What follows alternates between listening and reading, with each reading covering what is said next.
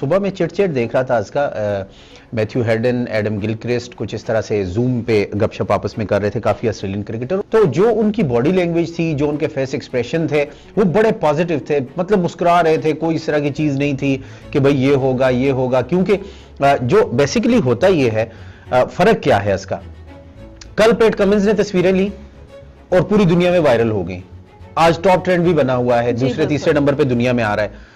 تو کسی ایک آسٹریلین کرکٹر نے اس کو نیگیٹو جو ہے رسپانس نہیں کیا, کوئی ان کے خلاف بات نہیں کی کہ کیوں کیا, یہ چیز نہیں کرنی چاہیے تھی.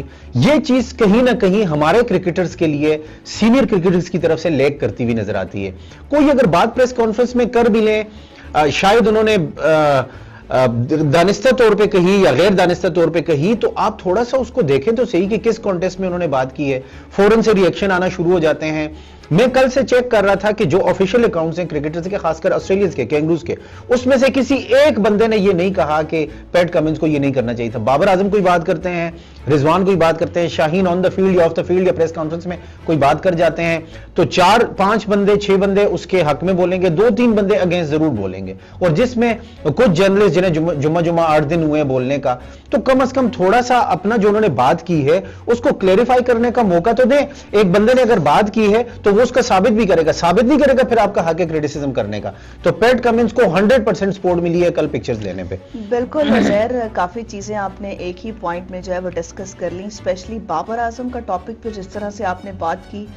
تو بابر اعظم کی جو ایک پرسنل جو ہے وہ چیٹنگ تھی, اس پر تو بابر اعظم جو ہے اس کو کورٹ میں جو ہے وہ کیس کرنے کے بارے میں سوچ رہے ہیں, اور بالکل انہیں کرنا بھی چاہیے اور لیگل ایکشن جو ہے بابر اعظم کو لینا چاہیے. اور میرے خیال سے بابر اعظم کی جو ٹیم ہے جو ان کی یہ سب چیزیں دیکھ رہی ہیں, میرے خیال سے وہ اپلیکیشن سبمٹ کروانے کے بہت قریب ہیں. تو وہ چیز جو ہے obviously اب کورٹ میں ہی جائے گی, کیونکہ ایک لمٹ ہوتی ہے اور زہر ہر چیز کی, ایکسٹریمنس کی بھی اور کرٹیسزم کی بھی. اور کرکٹ ایک سپورٹس ہے, ایک گیم ہے, اس کو ایک لمٹ میں رہ کے ہی کرٹیسائز کرنا چاہیے. obviously کرکٹ اور میگا ایونٹ میں بے شک غلطیاں ہوں, ساری چیزیں ہوں, پرفارمنس نہ ہو, آپ کو اینڈ تک کھڑے ہونا پڑتا ہے اپنے پلیئرز کے. پیٹ کمنز کی اکاؤنٹیبلٹی بھی ہوگی جن میچز میں وہ ہارے ہیں. آسٹریلین کرکٹ بورڈ کبھی یہ نہیں بھولا گا کہ انڈیا کے خلاف پہلے میچ میں 200 سے کم پہ آؤٹ ہوئے تھے, لیکن فائنل تک وہ سپورٹ کریں گے. جب فائنل ہوگا واپس جائیں گے, پھر بٹھائیں گے, پریس کانفرنس کریں گے. تو آپ کم از کم جو میگا ایونٹ کھیل رہے ہوتے ہیں یا ICC ایونٹ 4 سال کے بعد آتا ہے, آپ انڈیا میں کھیل رہے ہیں, چیزیں کس طرح سے چل رہی ہیں, انڈیا نے کس طرح سے چیزوں کو ٹیک اوور کیا ہوا ہے, مطلب ایک طرح سے پورا ان کا سسٹم چل رہا ہے جس طرح سے وہ چاہتے ہیں, toss, pitch, bowlers, seeming condition, ساری چیزیں. تو ان چیلنجز میں اگر آپ وہاں پہ جا کے مقابلہ کر رہے ہیں, پر آپ کو کرٹیسزم کرنے کا حق ہے, لیکن اپنے پلیئرز کو بیک بھی کریں, نظر آئے کہ قوم پوری ایک پیج پہ ہے. اور آپ کے جو وسیم اکرم بات کریں گے, جو شعیب اختر بات کریں گے, وقار یونس بات کریں گے, ان کو اتنا ہائی لائٹ نہیں کیا جائے گا. جب کوئی اور کرکٹر ایک نیگیٹو پوائنٹ اٹھائے گا تو اس کو ایک دم سے وائرل کر دیا جائے گا. سوشل میڈیا کا دور ہے یہ, اس کو اٹھا دیا جائے گا. 2015 ورلڈ کپ میں بھی جب ٹیم جو ہے آسٹریلیا گئی ہوئی تھی, پیچھے بہت ساری چیزیں ہوئی. پھر 2019 ورلڈ کپ میں بھی ایک بہت ہی عجیب کمپین چلائی گئی میڈیا ہاؤسز کی طرف سے. تو obviously اور میڈیا جو ہے بہت زیادہ نیگیٹیوٹی کی طرف ہمیشہ سے چیزوں کو اپلفٹ کرتا رہتا ہے.